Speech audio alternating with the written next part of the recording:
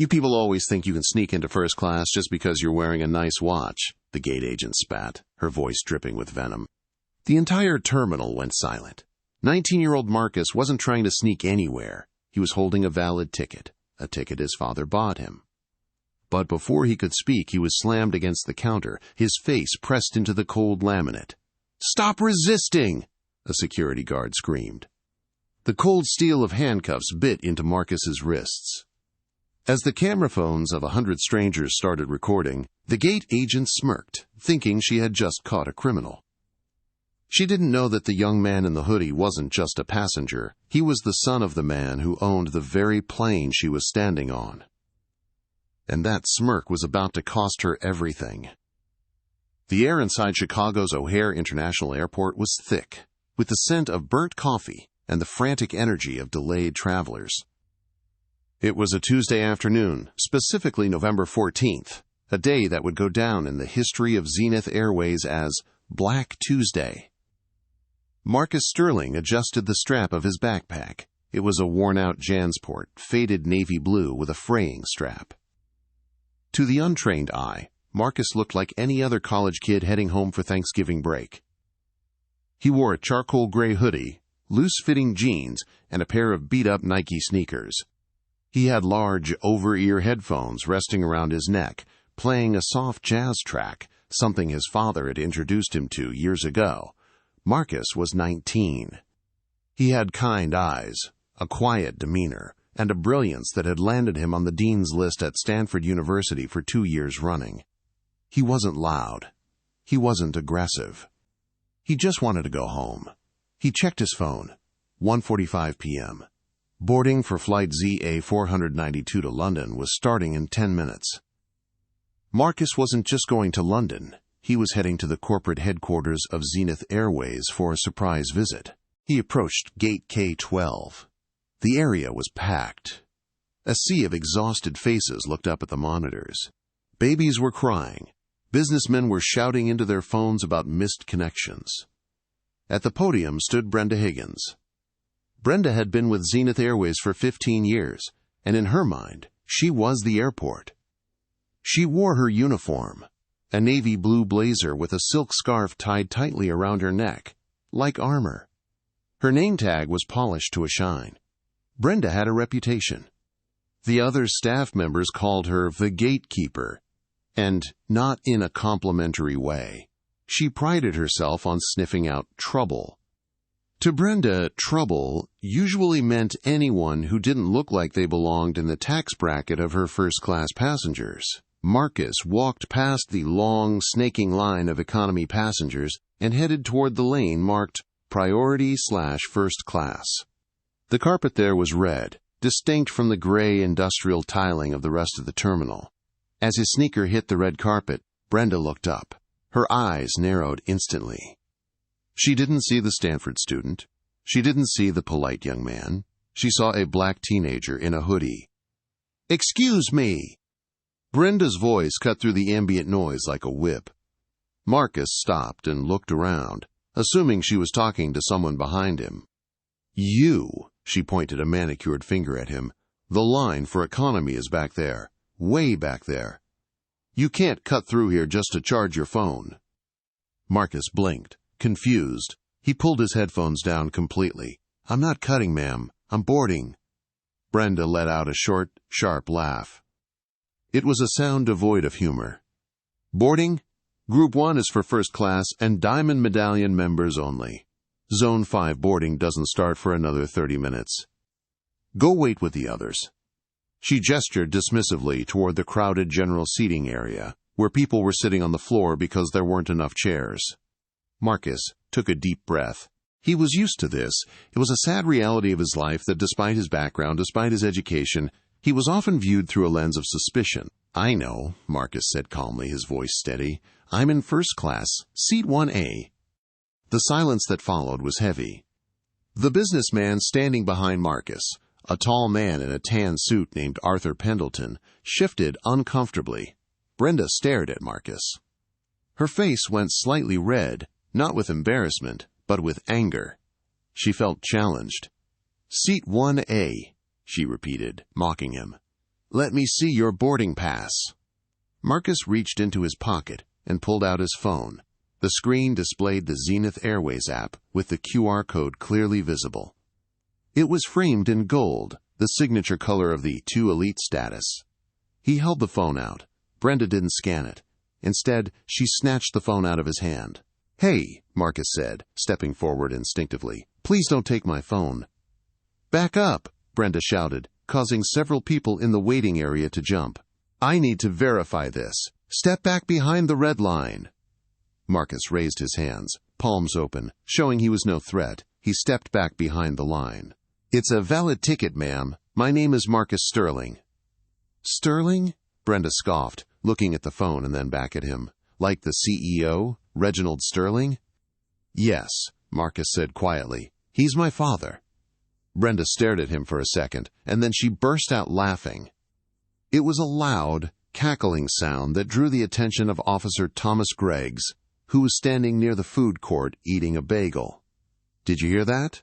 Brenda shouted to her coworker, a younger woman named Sarah who looked terrified.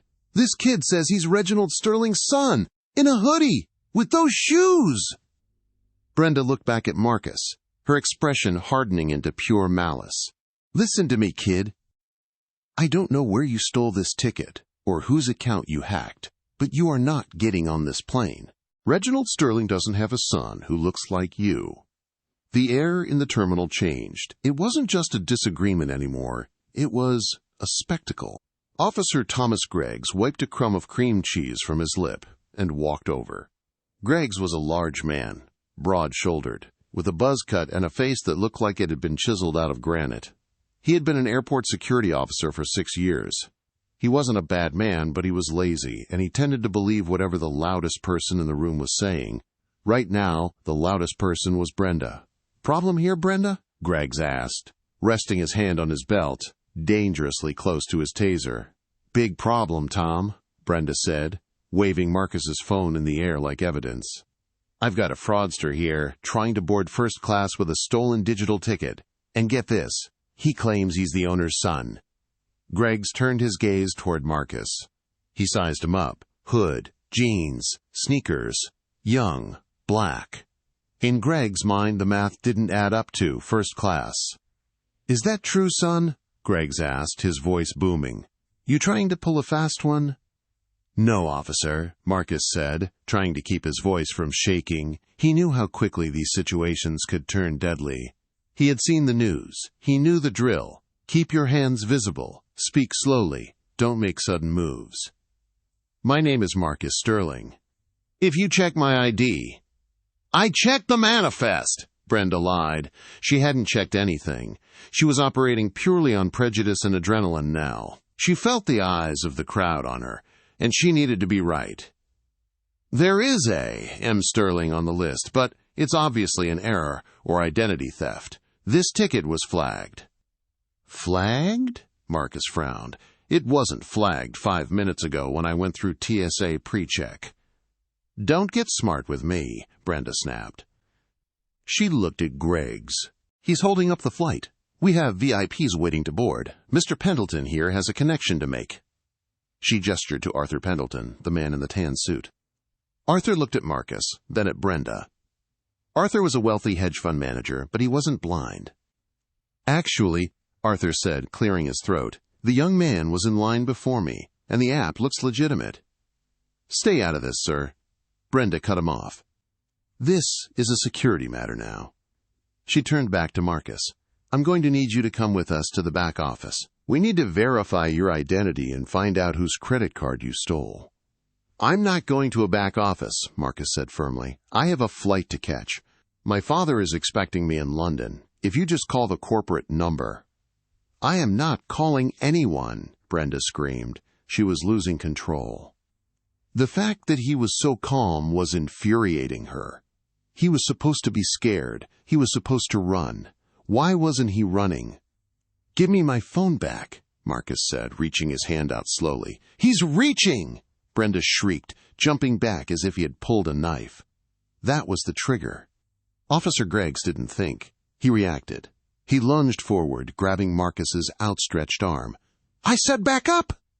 "I didn't do anything," Marcus yelled, the calm veneer finally cracking. "Get off me!" Greggs twisted Marcus's arm behind his back with a force that popped the shoulder joint.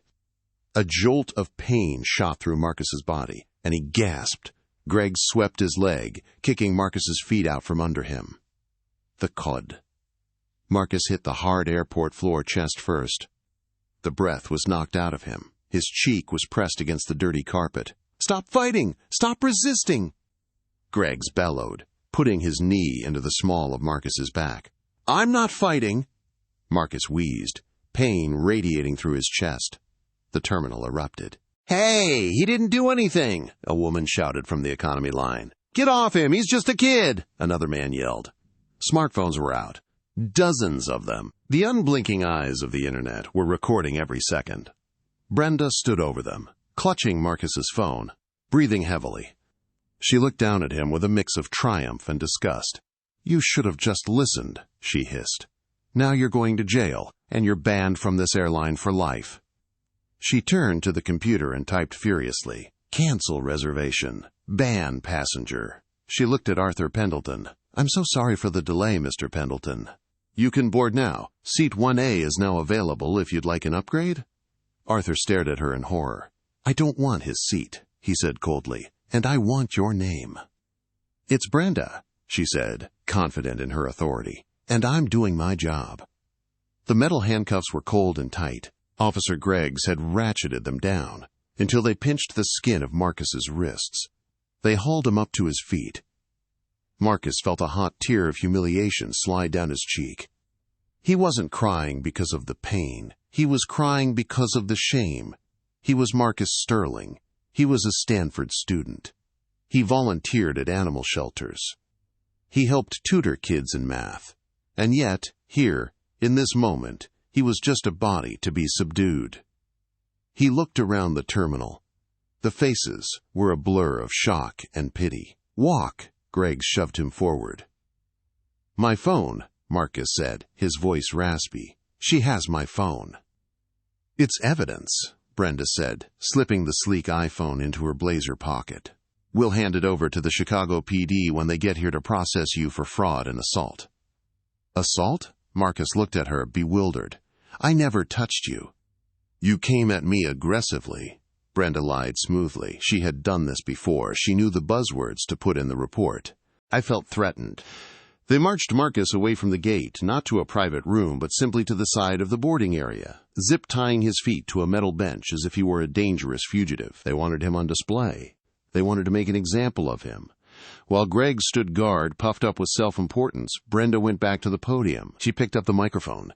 "Ladies and gentlemen, Flight ZA 492 is now boarding. We apologize for the disturbance caused by the security threat. We are committed to the safety of our premium passengers." She smiled, a tight, plastic smile. But nobody moved toward the gate. Usually, when first-class boarding is announced, there is a rush. But today the priority lane remained empty. Arthur Pendleton stood his ground. He crossed his arms. "I'm not boarding," he said loud enough for everyone to hear. "Not until that young man is released, and this is explained." "Sir," Brenda said, her smile faltering, "if you don't board, the plane will leave without you." "Let it leave," Arthur said.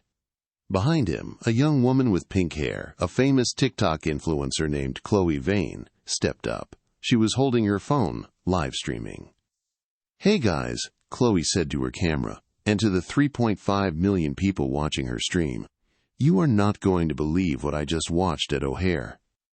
Zenith Airways just assaulted a kid for having a ticket. Look at him." She panned the camera over to Marcus, who was sitting handcuffed on the bench, head bowed. "I'm not boarding either," Chloe said to Brenda, "and neither are my followers." Brenda rolled her eyes. "Fine, more room for everyone else." She looked at the economy line. General boarding is open. But the economy passengers, the tired families, the students, the elderly, they didn't move either. A murmur went through the crowd. They had seen the violence. They had seen the injustice. "What is going on?" Brenda muttered, tapping her keyboard. Suddenly, the phone at the gate podium rang. It was the landline, the direct link to the control tower and operations. Brenda snatched it up. Gate K-12. Brenda speaking. Brenda, this is dispatch. A male voice crackled. Why haven't you closed the doors? You're 10 minutes past departure time. The pilot is asking what the holdup is. We had a security breach, Brenda said loudly, making sure Marcus could hear. A passenger refused to follow instructions and presented a fraudulent ticket. We have him detained. The passengers are being difficult about boarding. I need you to tell the captain to wait. Fraudulent ticket? The dispatcher asked. What was the seat number? 1A, Brenda said. Name on the manifest was Sterling. The kid is obviously a fake. There was a long silence on the other end of the line, a silence that lasted so long Brenda thought the call had dropped. Dispatch? Brenda asked. Brenda. The dispatcher's voice sounded different now, strained, terrified. Did you say the name was Sterling? Yes, Marcus Sterling. Claims to be the son of... Brenda. The dispatcher cut her off, and he was shouting now. Do not, I repeat, do not let the police take that passenger away. Keep him at the gate. Why? Brenda demanded. I've already called PD. They're 5 minutes out. Cancel the call, the dispatcher screamed. I'm looking at the VIP manifest right now, the hidden one. That ticket was purchased with the black card. Brenda froze. The black card. It was an urban legend among the airline staff. It was a corporate override card that only 5 people in the entire world possessed. The board of directors and the CEO.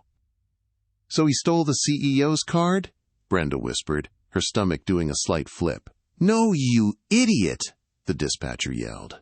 Reginald Sterling is currently on his private jet, which just landed on the tarmac at O'Hare 20 minutes ago for a surprise inspection.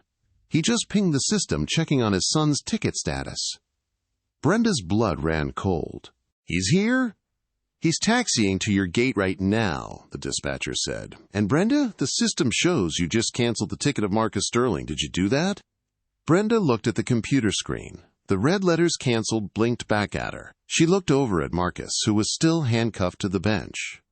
He wasn't struggling anymore. He was just watching her. And for the first time, Brenda noticed something she had missed before. Marcus had the exact same eyes as the portrait of the CEO that hung in the break room. Oh, God, Brenda whispered. Fix it, the dispatcher said. Fix it now. The CEO is coming to the gate. The line went dead. Brenda stared at the phone receiver in her hand, the dial tone buzzing like an angry wasp. The color drained from her face, leaving her complexion a sickly shade of gray under the fluorescent terminal lights. Her heart, previously hammering with the adrenaline of righteous authority, began to flutter with the icy grip of terror. The CEO is coming to the gate. She looked down at the computer screen. The name Sterling, Marcus, stared back at her, crossed out in jagged red lines. She had done that. She, Brenda Higgins, had personally canceled the ticket of Reginald Sterling's son. Panic, blind and primal, seized her. Her fingers, usually so dexterous on the keyboard, fumbled wildly. She hit undo. Nothing happened. She tried to manually reinstate the passenger. The system flashed an error message. Access denied. Corporate override required. Level 10. Clearance. Brenda was level 4. No, she whispered frantically, sweat beading on her forehead, despite the chill air of the terminal. She looked up, desperate for a way out. 10 feet away, Officer Greggs was still leaning against the wall next to Marcus, looking smug. He had no idea what was happening. In Greggs's mind, this was just another routine takedown of a troublemaker. He was already composing the exaggerated report in his head, how the suspect had lunged and displayed superhuman strength, requiring necessary force. Brenda stumbled out from behind the podium. Her knees felt weak. She had to fix this. She had to get those handcuffs off him before he got here. Tom! Brenda hissed, rushing over to Greggs. Her voice was a strangled squeak. Tom, unlock him, now! Greggs looked at her, confused by her sudden change in demeanor. What? You said wait for PD. They're almost here to transport him. Forget PD. Brenda grabbed Greggs's thick arm, her nails digging into his uniform sleeve. Take the cuffs off him. Right now. It's a mistake. Greggs frowned, pulling his arm away. He didn't like being ordered around, especially when he was feeling like the hero. Brenda, make up your mind. He assaulted you. We can't just let him go. That's against protocol. Screw protocol, you moron! Brenda shrieked, losing all composure. The passengers nearby fell silent again, sensing a shift in the wind. Do you know who that is? Before Greggs could answer, a hush fell over the entire terminal area surrounding Gate K-12. It wasn't a quiet silence. It was a heavy, expectant silence. The kind that happens when a predator enters a clearing. Outside the massive floor-to-ceiling windows, a sleek Gulfstream G650 private jet, painted in dark charcoal with the subtle gold Zenith Airways Z logo on the tail, rolled to a stop just 50 yards from the terminal building. It didn't go to a private hangar. It parked right there on the tarmac, in full view of the hundreds of delayed commercial passengers. The jet stairs unfolded automatically with a hydraulic hiss. Back inside the terminal, the sound of heavy, urgent footsteps approached rapidly from the main corridor. Brenda looked towards the sound. 4 men in dark suits turned the corner, moving in a tight, defensive diamond formation. They wore earpieces and walked with the unmistakable, scanning gaze of high-level personal security. They split the crowd like Moses parting the Red Sea. Passengers scrambled out of their way. Behind this phalanx walked a man who didn't need to rush. Reginald Sterling was 6'4", impeccably dressed in a tailored Italian suit that cost more than Brenda's car. He was 55 years old, black, with salt and pepper hair cut close and a jawline that seemed permanently set in stone. He had built Zenith Airways from a struggling regional carrier into a global behemoth through sheer willpower, brilliant strategy, and an absolute refusal to tolerate incompetence. His eyes, usually described in business magazines as calculating, were currently burning with a cold, terrifying fury. He wasn't looking at the gate. He wasn't looking at the plane. His eyes were fixed on one singular point near the wall. He saw the metal bench. He saw the zip ties around the ankles. He saw the gleaming silver handcuffs. And he saw the bruised cheek of his youngest son. Reginald Sterling didn't break stride, but the temperature in the terminal seemed to drop 10 degrees. Brenda Higgins, who had terrified thousands of passengers over 15 years, felt her bladder threaten to let go. She shrank back against the wall, trying to become invisible. Officer Greggs, oblivious to the last second, saw the large man approaching and puffed his chest out. He stepped in front of Marcus, instinctively blocking access to his prisoner. "Sir, stay back," Greggs boomed, putting up a hand. "This is a secure area. We have a detainee situation." One of Reginald's security guards moved faster than Greggs could process. In a blur of motion, Greggs's outstretched hand was deflected, and the large security officer was pressed firmly against the wall, immobilized by a man half his size but twice his skill. "Hey! Assault on an officer!" Greggs yelled, struggling uselessly. Reginald ignored Greggs completely. He walked straight to the bench. He didn't look at Brenda. He dropped to one knee on the dirty airport floor, eye level with his son. The titan of industry, the man who made billionaires tremble in boardrooms, reached out with a trembling hand and gently touched Marcus's bruised face. "Marcus," Reginald said, his voice incredibly soft, yet it carried through the silent gate area. "Are you all right?" Marcus looked up. His eyes were dry now, but the humiliation burned hot inside him. "I'm okay, Dad. I just wanted to come see you." "I know, son, I know." Reginald's eyes closed for a brief second, a spasm of pain crossing his face. When they opened, the softness was gone, replaced by a volcanic rage directed outward. He stood up slowly, towering over everyone. He turned to face the gate podium. "Who did this?" Reginald Sterling asked. It wasn't a shout. It was a low rumble, like an earthquake beginning. "Who put these chains on my boy?" The silence at gate K-12 was absolute. You could hear the hum of the vending machines 50 feet away. Brenda Higgins was trembling so violently, her teeth were audibly chattering. She couldn't speak. Her throat had closed up. Officer Greggs, still pinned against the wall by Reginald's security detail, finally realized the magnitude of his error. He stopped struggling, his eyes wide as saucers as he looked from the expensive suit to the face of the man he knew from the corporate training videos. "I asked a question," Reginald said, taking a slow step toward the podium. His voice was calm, deadly calm. "I will not ask it a third time."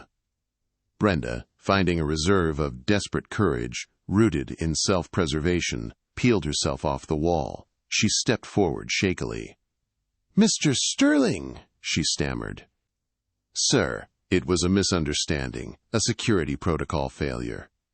Reginald stopped and looked down at her. His gaze was like a physical weight. "A misunderstanding," he repeated, tasting the word like poison. "Explain it to me. Explain how my son, an honor student with a valid first-class ticket, ends up handcuffed like a felon in my own airport." "He fit a profile, sir," Brenda whispered, falling back on her usual defense. "He was wearing a hoodie. He had headphones on. He looked suspicious in the priority lane. And when he presented the digital ticket, I thought it was stolen. He claimed to be your son, and it just seemed improbable." "Improbable," Reginald echoed. "Why?" Brenda froze. She knew the answer. Everyone in the terminal knew the answer. But she couldn't say it. "Because he's black, isn't he, Brenda?" Reginald said it for her. The words hung in the air, heavy and undeniable. "Because in your world, a young black man in comfortable clothes cannot possibly be a first-class passenger, let alone my flesh and blood. Is that the profile you speak of?" "No, sir, I isn't racist, I just—" "Stop lying," a voice cut from the crowd. Arthur Pendleton stepped forward from the group of passengers who had refused to board. "Mr. Sterling, my name is Arthur Pendleton. I stood directly behind your son." He was polite. He was quiet. This woman, he pointed an accusing finger at Brenda, attacked him verbally the moment he stepped on the carpet. She snatched his phone. And when he asked for it back, she screamed that he was attacking her. Arthur turned to Greggs, and that brute tackled him without cause. It was an assault, plain and simple. Reginald looked at Arthur and nodded once in gratitude. Then, Chloe Vane stepped up, phone still held high. "I have it all here, Mr. Sterling," she said, her voice steady. "I've been streaming for 20 minutes. 3.8 million people have seen exactly what they did to Marcus. They have the footage of the tackle. They have the footage of her lies." Reginald looked at the young woman. "Thank you. Don't stop recording." He turned back to Brenda. "You have my son's property." Brenda, trembling, reached into her pocket and pulled out Marcus's iPhone. She held it out with a shaking hand. Reginald took it. He saw the cracked screen, damage from when Brenda had snatched it. He handed it to one of his security guards. "Get these things off him," Reginald ordered, gesturing to the handcuffs. The security guard who was holding Greggs released him, grabbed the keys from Greggs's belt, and quickly unlocked the cuffs and cut the zip ties on Marcus's ankles. Marcus stood up slowly, rubbing his raw wrists. Reginald pulled his son into a fierce embrace, holding him tightly for a long moment in front of everyone. When Reginald released him, he turned back to Brenda and Greggs. The look on his face had shifted from parental concern to executive executioner.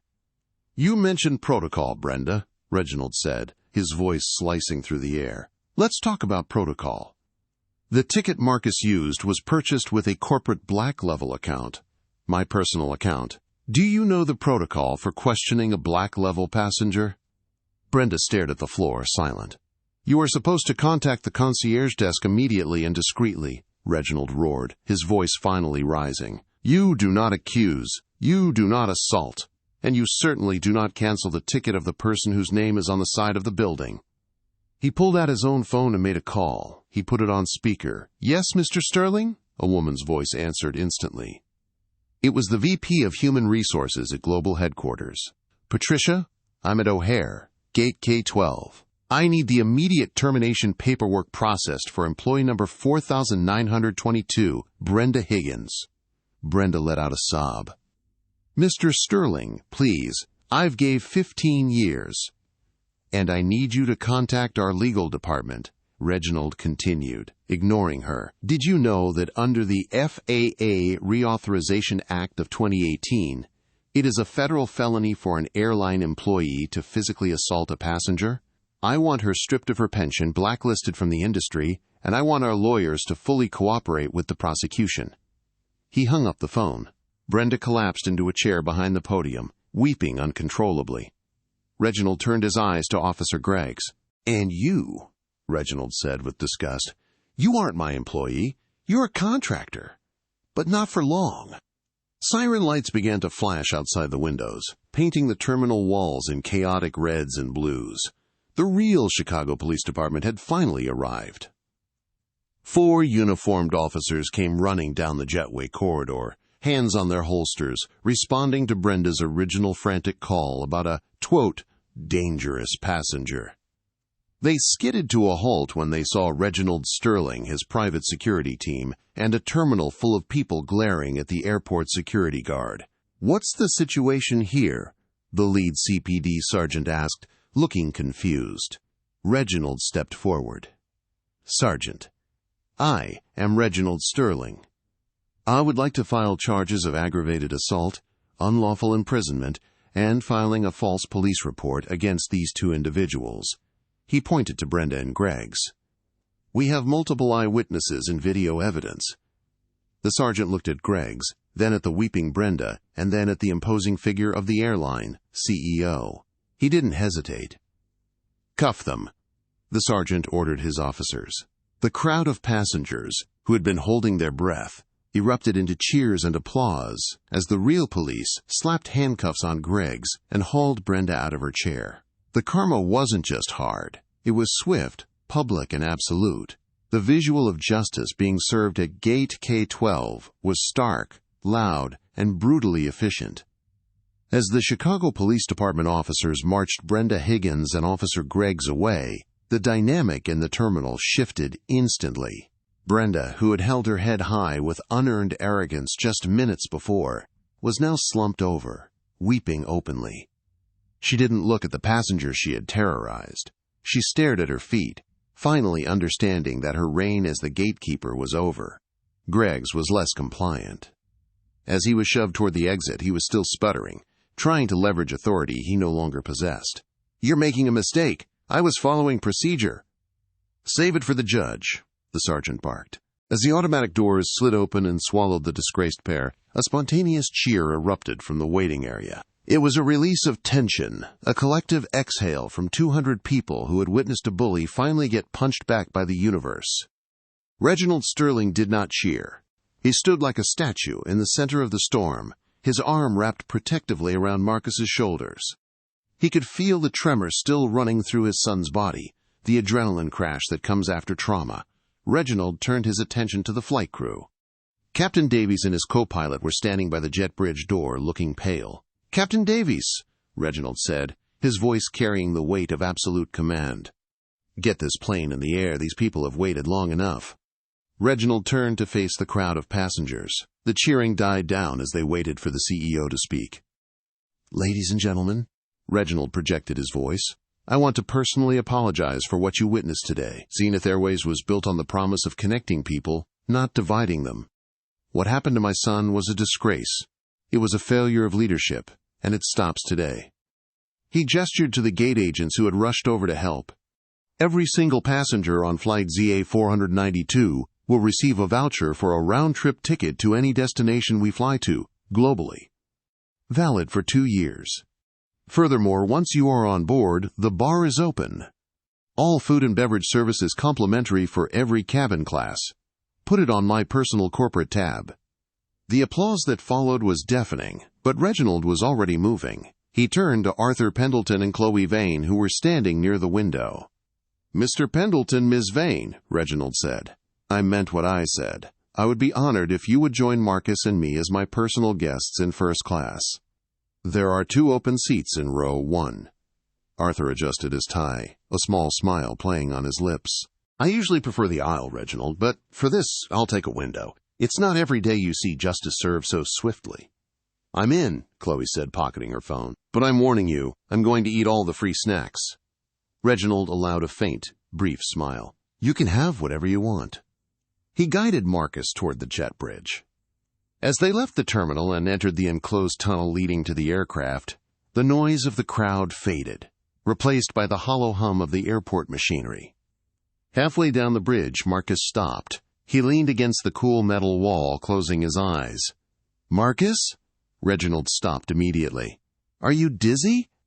"No," Marcus breathed out. I'm tired, Dad. I'm so tired. I just wanted to come home for Thanksgiving. I didn't want a scene."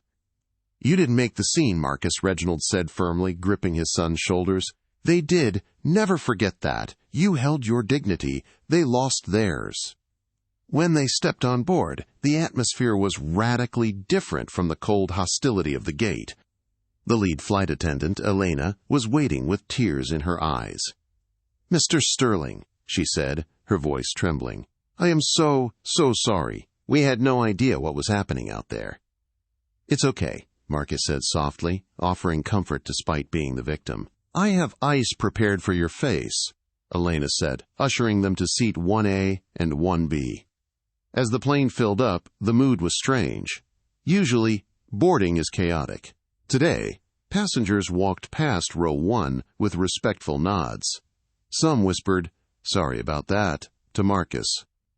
It felt less like a commercial flight and more like a community gathering after a disaster. As the plane pushed back and taxied to the runway, jumping the queue ahead of 10 other planes, Reginald didn't open his laptop. He simply sat and watched his son.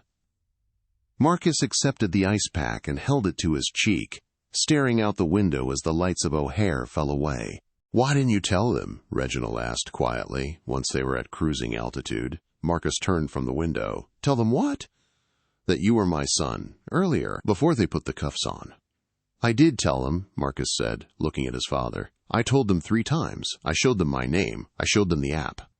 Reginald felt a cold spike in his chest. "And?" "And they didn't believe me," Marcus shrugged, a gesture filled with weary resignation. "Brenda laughed at me, Dad." She said, "Reginald Sterling doesn't have a son who looks like you." She didn't see a Sterling. She just saw a black kid in a hoodie. If I had screamed, "I'm the heir to the company," it would have just made them madder. Reginald fell silent. He looked at his own manicured hands. He realized how detached he had become, living in a world of private drivers and deference. He had forgotten what the ground level felt like. "I built this company to be the best," Reginald murmured. "I focused on stock prices and fuel efficiency. I forgot about the human element. I let people like Brenda Higgins feel comfortable representing me." "She's gone now," Marcus said. "She's a symptom," Reginald replied, his eyes hardening. "Cutting out a tumor doesn't cure the cancer if you don't change the lifestyle. This changes everything, Marcus. I'm going to burn the old culture down." Marcus finally relaxed into the seat. "Can we just not talk about business for a bit? Can you just be Dad?" Reginald softened instantly. "Yeah, I can be Dad." "How's Mom doing?" "She's in London, waiting for us. She doesn't know yet." Reginald checked his watch. "I need to call her before she sees it on CNN." Reginald pulled out his phone and connected to the plane's Wi-Fi. His notifications exploded instantly. The phone vibrated so hard it nearly rattled off the tray table. Breaking. CEO's son assaulted at O'Hare. Video. Flying while black. Incident goes viral. Zenith Airways. Stock plummets. He clicked on Chloe's video. He watched, with a sickening lurch, the footage of Greg's twisting Marcus's arm. He saw the pain on his son's face. He saw Brenda's sneer. He looked over at Chloe in seat 1D. She caught his eye and gave a small, apologetic wave. "It's everywhere, Mr. Sterling," she whispered. "#1 topic in the world right now." Reginald looked back at Marcus. His son had drifted off to sleep, looking young and vulnerable despite the violence of the day. Reginald picked up the satellite phone. He dialed his PR chief. "Reginald?" the voice answered, panicked. "We are in crisis mode. The stock is diving. The board is freaking out. Do you want to issue a denial?" Reginald watched his sleeping son. He looked at the bruise. "No denials?" Reginald said, his voice low and dangerous. "Draft a statement. Admit everything. We aren't hiding from this. We are going to own it. And tell the board to buckle up. I'm coming to London, and I'm bringing a sledgehammer." He hung up the phone and gently pulled the blanket up to Marcus's chin. The war for the soul of his company had just begun, but right now, at 35,000 feet, the only thing that mattered was that his son was safe. 2 weeks had passed since the incident at Gate K-12, but the atmosphere inside the Zenith Airways corporate headquarters in downtown Chicago was still vibrating with the aftershocks. Outside the floor-to-ceiling windows of Reginald Sterling's penthouse office, a heavy winter storm was burying the city. Snow swirled in violent, chaotic gusts, turning the skyline into a blur of gray and white. Inside, the silence was heavy, broken only by the crackle of a fireplace and the rhythmic ticking of a grandfather clock. Marcus Sterling sat on a plush leather sofa, staring into a mug of hot chocolate.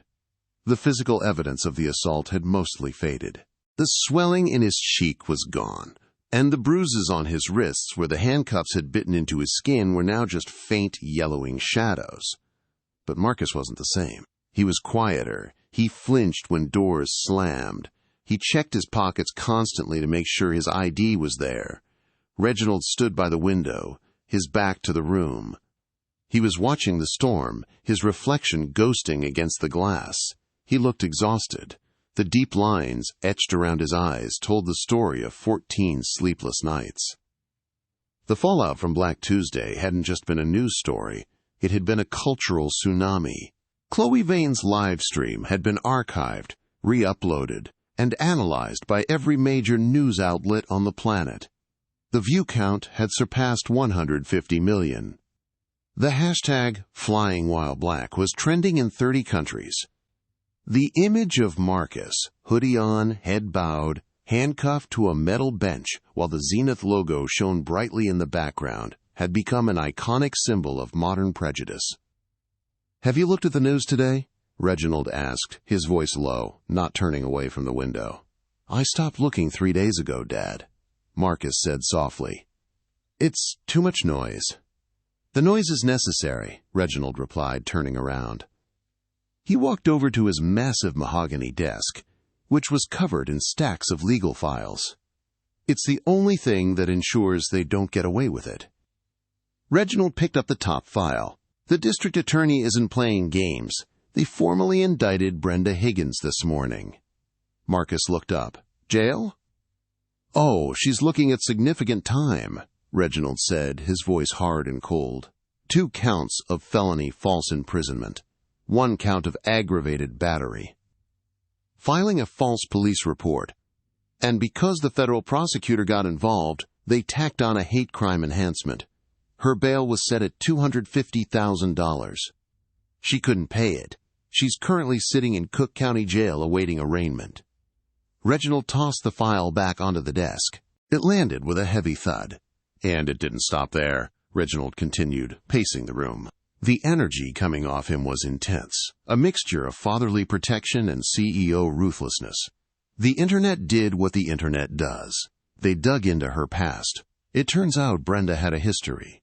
We found 34 separate complaints filed against her over the last decade, all from minority passengers, all dismissed by her direct supervisors as clerical misunderstandings. Those supervisors, they were fired last Tuesday, without severance. "And Greg's?" Marcus asked. He still remembered the weight of the man's knee in his back. That memory woke him up at 3 a.m. most nights. "Officer Greg's lost his security license permanently," Reginald said. "He took a plea deal yesterday. He's doing 18 months of probation and 500 hours of community service, and he has agreed to testify against Brenda in exchange for avoiding prison. He's currently working as a night stalker at a grocery warehouse. He will never wear a badge of any kind again." It was the hard karma everyone had wanted, delivered with the precision of a surgical strike, but it didn't feel like a victory to Marcus. It just felt like a tragedy that had been dragged into the light. "The company took a hit, didn't it?" Marcus asked, gesturing to the stock ticker screen in the corner of the room, which was currently turned off. Reginald let out a dry, humorless laugh. Zenith stock dropped 15% in 48 hours. We lost $4 billion in market cap. The board of directors tried to call an emergency vote of no confidence on me. They said I was too emotionally compromised to lead. What did you tell them? I walked into the boardroom, played the video of you being tackled, and told them that if they wanted to fire me, they could explain to the press why they were firing the father of the victim rather than fixing the culture that created the victim. Reginald straightened his tie. They backed down. We're up 4% today. He walked over and sat in the armchair opposite Marcus. The distance between them felt bridged, but the emotional gap was still there. Reginald looked at his son, really seeing him, not as a student, not as a child, but as a young man who had seen the ugly underbelly of the world his father helped build.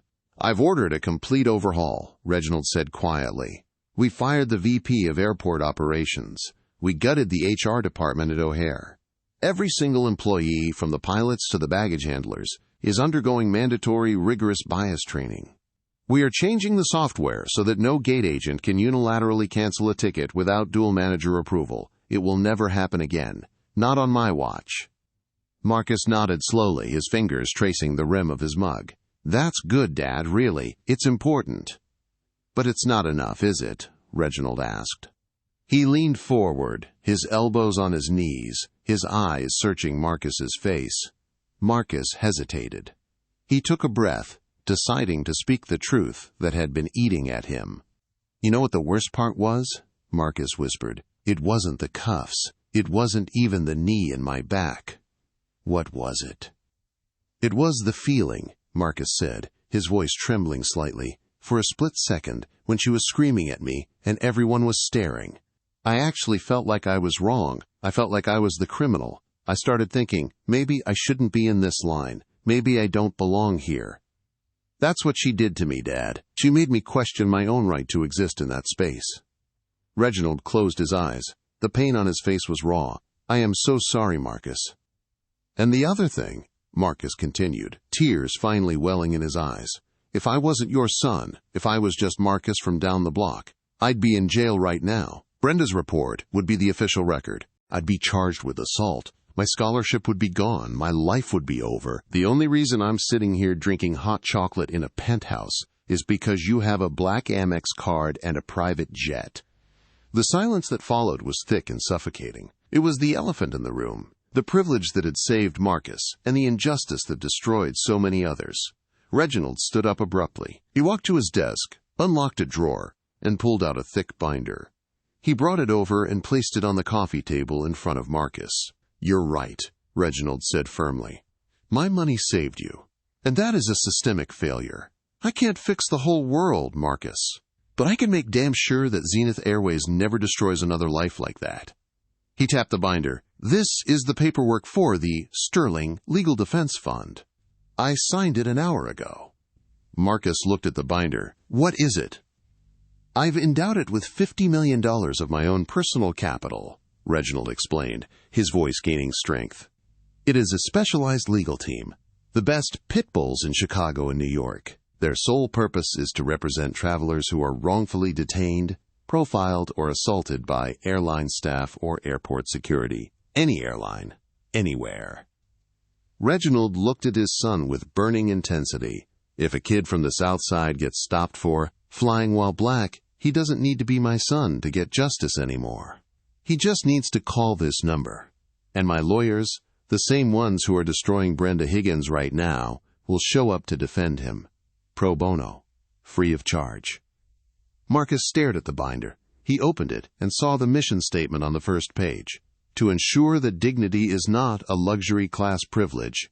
A slow, genuine smile spread across Marcus's face.